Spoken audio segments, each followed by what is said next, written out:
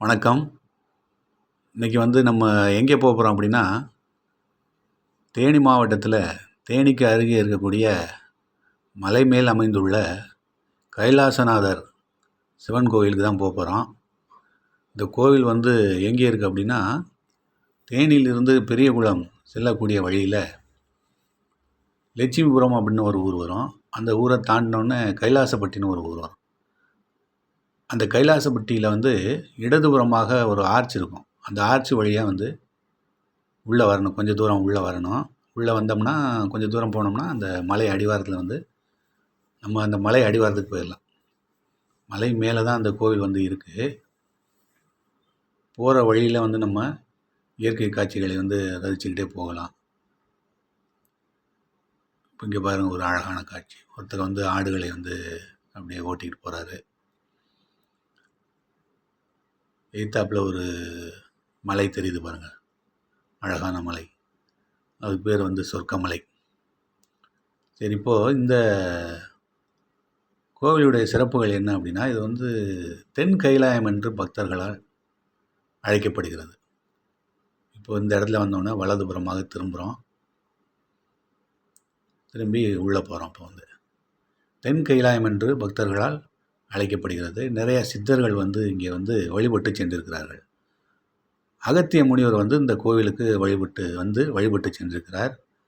அவர் என்ன சொல்கிறார் அப்படின்னா, கைலாசநாதர் கோவில் கண்டேன், அங்கு ஒரு சுனை கண்டேன் என்று இந்த கோவிலை பற்றி பாடியுள்ளார் அகத்திய முனிவர். இப்போ இந்த மலை அடிவாரத்தில் இருக்கக்கூடிய குடைவரை விநாயகர் கோவில், அந்த கோவிலை தான் நம்ம பார்க்க போகிறோம். வாகனத்தை நிறுத்திட்டு இடதுபுறமாக இருக்க அந்த கோவில் பிள்ளையார்பட்டியில் இருக்கிற மாதிரி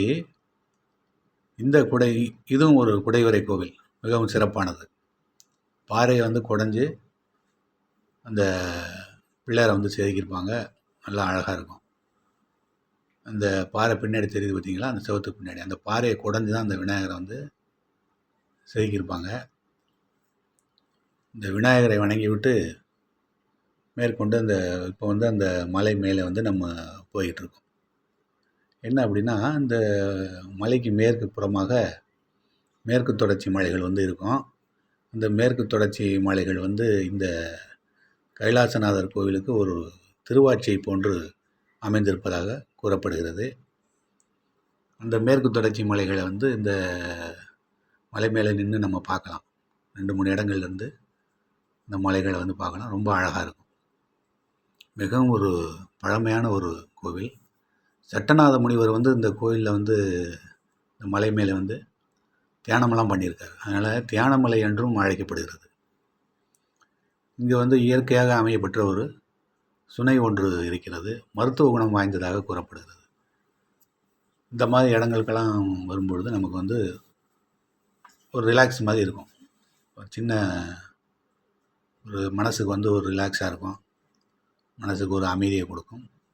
இயற்கையான காற்றை நம்ம சுவாசிக்கலாம். மிகவும் பழமையான கோவில். இந்த கோவிலுக்கு பக்கத்தில் வந்துட்டோம். நம்ம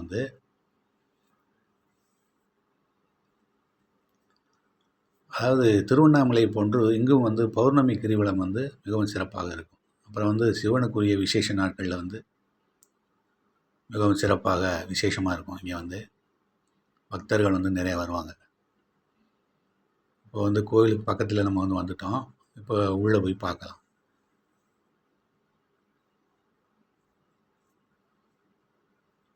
அதுதான் அந்த கோவிலோட அமைப்பு. இது கோபுரம். அது சிவன் சன்னதி ஒன்று இருக்கும், அம்பாள் சன்னதி ஒன்று இருக்கும். பெரிய நாயகி அம்பாள் பேர். அப்புறம் சின்ன சின்ன உபசன்னதிகள்லாம் இருக்கும் கோவிலை சுற்றி.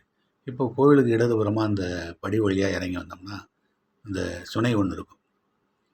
இயற்கையாக அமையப்பட்ட சுனை. இது இங்கிருந்து எடுத்த காட்சி தான் இது. அந்த கொடைக்கானல் மலை. இது மேற்கு தொடர்ச்சி மலை. வியூ நல்லா இருக்கும். கீழே தெரியக்கூடிய தென்னந்தோப்புகள்லாம் நம்ம பார்க்கலாம். இப்போ இது என்னென்னா, கோயிலுக்கு வலதுபுறமாக நடந்து பின்னாடி போகிறோம். இந்த பாறை மேலேயே இந்த பழைய கோயில் ஒன்று கட்டியிருக்காங்க. இந்த பாறை மேலே அந்த கோவில். இப்போ கோவிலுக்கு பின்புறமாக வந்தோம்னா என்ன அப்படின்னா, இங்கே பழைய கோவில் இருந்ததை அந்த கோவிலை அகற்றிவிட்டு புதுசாக கட்டியிருக்காங்க கோவில். அந்த பழைய கோவிலோட பாகங்கள் தான் இவையெல்லாம். இது வந்து கல்வெட்டு, அங்கேருந்து ஒரு கல்வெட்டு. இங்கே வந்து மாறவர்மன் சுந்தரபாண்டியனுடைய கல்வெட்டுகள்லாம் இருக்குது. சோழ நாட்டை வெற்றி கொண்டதை பற்றிய கல்வெட்டுகள் அவருடைய மெய்கீர்த்தியோடு இங்கே வந்து இருக்குது. இது வந்து கோயிலுக்கு பின்னாடி இந்த இடத்துல நின்று நம்ம வந்து இந்த பார்த்த காட்சி. இது வந்து மேற்கு தொடர்ச்சி மலைகள் தான். கீழே வந்து தென்னந்தோப்புகள், அழகான காட்சி. இந்த பாறை மேலே நின்று நம்ம பார்க்கலாம். கொடைக்கானல் மலை இது வந்து சொர்க்கமலை, கொடைக்கானல் மலை. இந்த மலைகள்லாம் வந்து தெரியும் இங்கே வந்து. இது வந்து கோவிலுக்கு முன்னாடி முன்பகுதியில் இருந்து எடுத்தது.